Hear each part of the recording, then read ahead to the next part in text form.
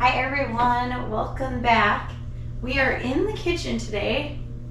We're actually making applesauce. So some of our dear friends ran into apples that were going to go to waste, and they didn't want to have them go to waste. So they called us up, came over, and last night we made up this big pot of applesauce. And now I'm going to can it so we can have a few jars on the shelf unexpectedly. It's so nice when things like that happen, and you can save something from going to waste and provide for your family at the same time. Or in this case, friends. So yesterday we made up this big pot of applesauce, and I'm switching gears already this morning because we did not pre-weigh all the apples and things. So I'm going to do that now. And I tried using my scale over on my stovetop and it just didn't work. So yeah, this is a lot more accurate. I was wondering, I'm like, gosh, apples don't weigh as much as they thought they did. No, this is right. We're gonna be right around 12 pounds, which is one batch of apples, but these have already gone through our mill, so it probably would have been a little bit more than that. So we'll see here. We are just shy of 12 pounds, so we're gonna just run one batch. I wasn't going to use my big pot, but since I needed to transfer it to something anyways, figured why not.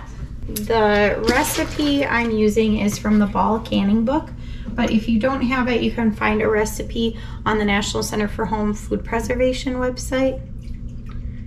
And I believe I've done a video making applesauce before.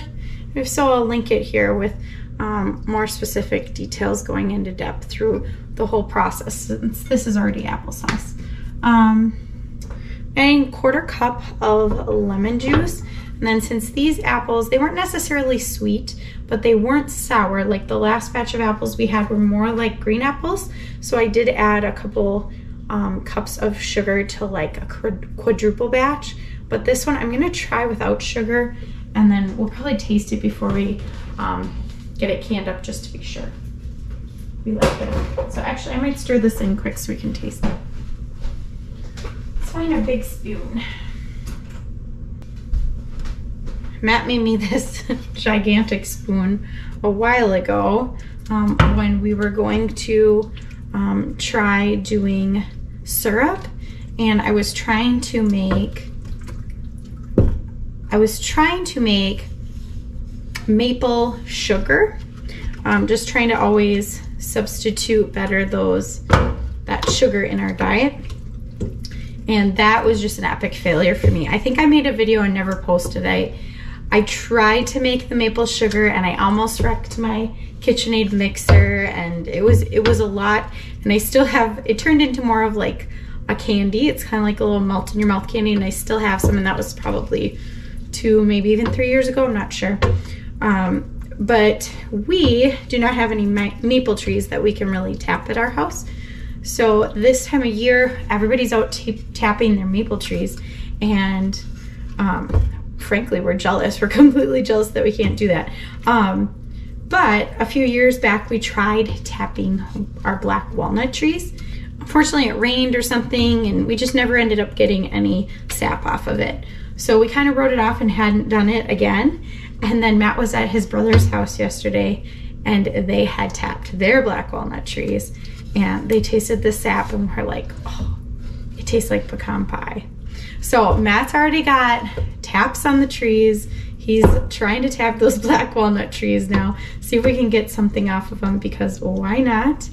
And then I happened to be talking about just the fact that it's hard to get maple syrup the other day when you can't make it yourself.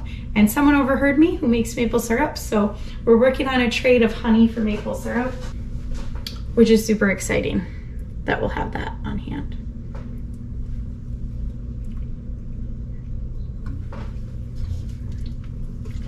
It's good. It's very unsweetened. But what I noticed when I canned the last batch of applesauce, my kid's first instinct is to run to the cupboard and get cinnamon sugar and dump it on top anyways. So I would rather, if they're going to do that anyways, maybe not add it to the applesauce. And then since this will be for our friends as well, they'll have the same kind of options, season it as they wish. So I think I'm gonna run both machines today, just because I think I'm gonna have just over a batch for my electric canner. So I have 2 of these. I know it's kind of overkill, but when I'm doing multiple batches at a time of things, it is very handy to have. Things like this aren't nearly as big of a deal. I could certainly run one machine, and I might even be able to fit this all in one. I'm guessing I'm gonna have between 8 and 10 pints. All right.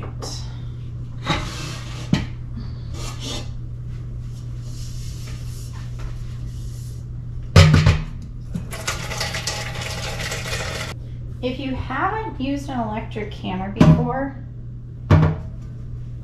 they're very handy for pressure canning. I really like my Presto. I don't think I would ever consider any of the other brands at this point in time. So I do have 2 of this same one. And it's really easy. They've got a little mark in here to add 3 quarts of water. I use filtered water since I have a little bit harder water. I know other people do other little tricks and things to combat that, but I find then I have issues elsewhere. So that's what works for me. I'm gonna get the jars filled up with water. So the idea is to be getting my water for my water bath heated up in here. Yes, I can water bath in here. And that's what I'm going to be doing with my applesauce.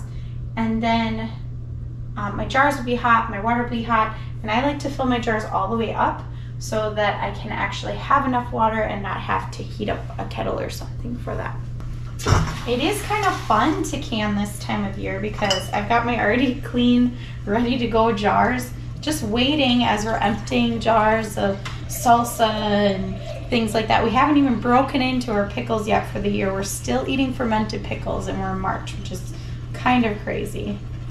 So I'm gonna fill these mostly up just so I have enough water for the water bath. And we'll get them all put in. Now I've just got the applesauce on low for now, but I am still stirring it in between.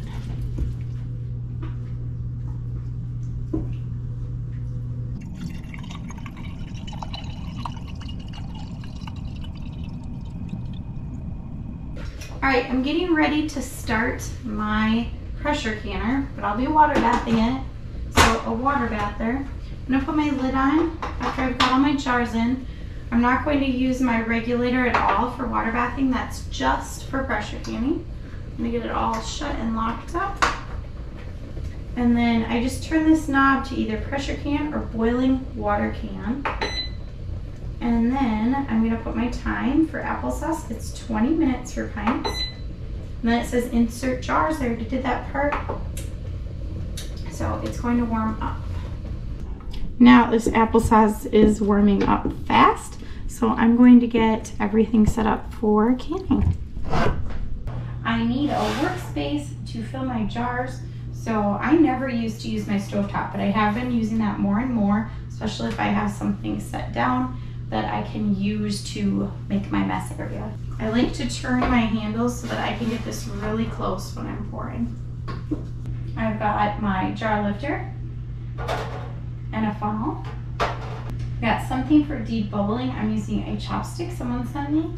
And if you want something to measure your headspace, you can.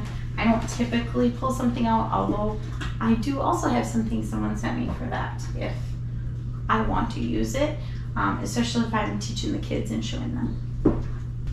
I got something to scoop and pour my applesauce with. I'm using a 2-cup measuring cup. That's probably my favorite thing to use, but I'll use a ladle or a different size if that's what I have. And a rig with just some plain white vinegar on it that will be used to clean up any residue on the rims of our jars. I've got some rings. Now, I do reuse my rings, but I wanted to show you this one. So if you can see, on that ring, there is a little bit of rust starting to form. It's kind of hard to catch the angle. But I do not reuse rings that are rusty. I just recycle them for the most part, you're really only using your rings for a couple of days at a time. So you don't need to have a lot on hand. And that helps me to be able to toss the ones that might get some rust issues, which not only is that going to just be kind of gross, it's a pain in the butt to open a rusty ring. So then I've got my flats I'm using today are Kerr. What I've been doing is the last few years, we were fortunate back in 2020 that we had already purchased a couple years worth of flats before that whole thing. And so we didn't have an issue getting flats because we weren't looking for them. We weren't in the need of them like some people were. And so now just every time I'm at a store that has them, I'll just throw one box in the cart, and I do label them now since I have more on hand with the year I bought them. So this is a batch from last year. So I want to use those up before I use any that I bought this year. I might not show this often, but it has been years, like decade plus, since they have recommended at least the typical flats I use, boiling them in hot water. So if you don't believe me, read the back. Things have changed, and it has to do with the rubber gaskets they're using. So if you're having a lot of seal failures and you're wanting to blame the companies and things, just double check your methods that you're doing what they tell you to do. I'm just washing them. Our water gets pretty hot here, so I could certainly run a sink full of hot water, but I'm just gonna rinse these off quick with some soapy water, clean them, just make sure they're looking good. And when I'm doing this, I like to look for little dents and imperfections in the lids, because every once in a while you'll have one where the metal was bent, and that one's not going to seal. So I might as well toss it out now instead of worrying about it with my food later. I think my grandma's equipped me with every hot pad I will ever need to just make my canning that much more special. So I pulled out my apple hot pads. We're gonna use those today while we're canning our applesauce. Now, it's so funny to be canning applesauce this time of year because it's not apple season. We don't have fresh apples.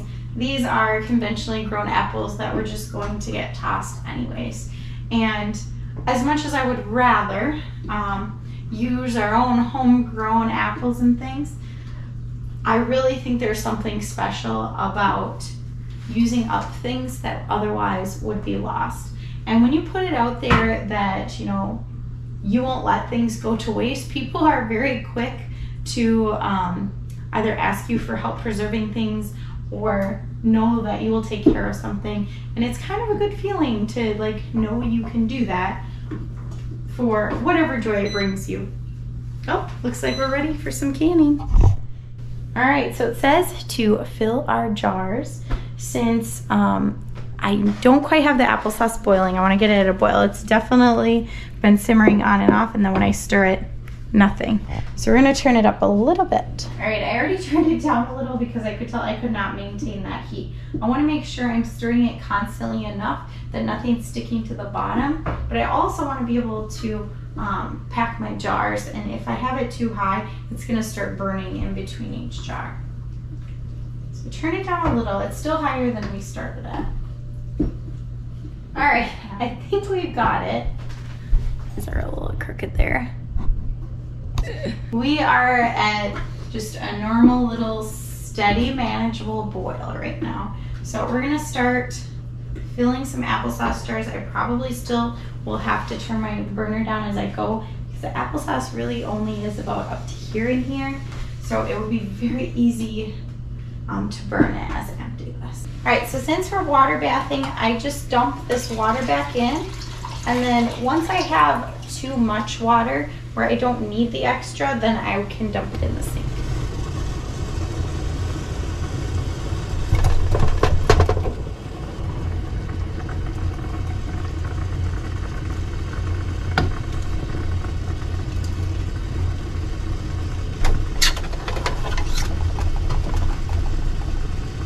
That is way too full. I'll be scooping applesauce out today, it looks like. Oh man, this thing is really going now. of nowhere.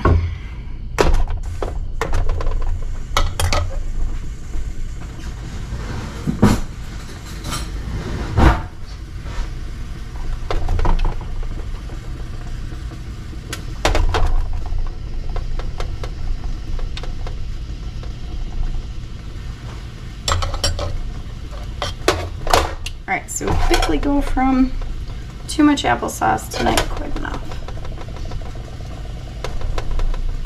So applesauce is a 1/2 inch headspace, which right where this little spin starts is 1/2 inch. So that's usually what I go by, unless I'm using something to measure. But I want to get my bubbles out first, or as many as I can. It just looks so much prettier when you do.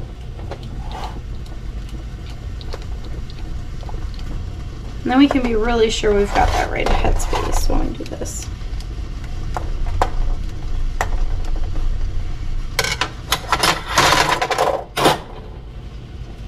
Clean this jar off. And I like to fill them one by one and get them right back in there so they're always staying warm. Jar's warm, applesauce is warm.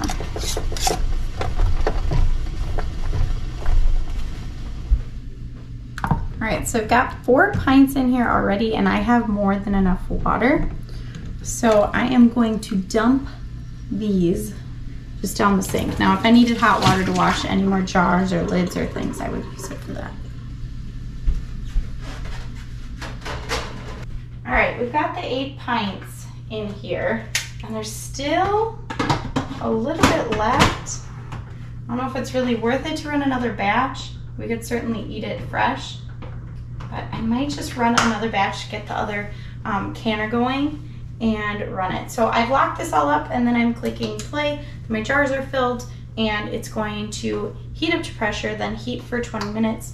This thing will walk me through everything, and if I ever forget, it comes with a really nice checklist. So as you can see, mine's seen better days, but it's still really nice. All right, so I don't know. I might, what do you guys think? You're not gonna tell me in time. I think this is at least a pint, but I wonder if it's 2. I'm really debating on putting this in 1/2 pint jars for the other canner. That'd be silly. Because that'd be more like a serving size, or like for our friends, a really little kiddo size. So this recipe is for pints and quarts, but you can always go down when canning. You just can't go up in size. So I can can this in pints or quarts. Water bath, I'm talking still. And I can go lower, but it might change the consistency if it's cooked longer or something. But I'm not worried about that with applesauce. Not a problem. It's just if I want to do it. All right, so we ended up with 8 pints of applesauce, and then roughly 2 that I put in a jar. I actually put them in the freezer. So we'll split these with our friends. We'll give them 5, and then we'll keep 3. So we roughly have about the same amount. But I hope you enjoyed this video, making applesauce with me unexpectedly, and glad you got to see us again. Bye. All right, go. Steady. Ready, steady? Go.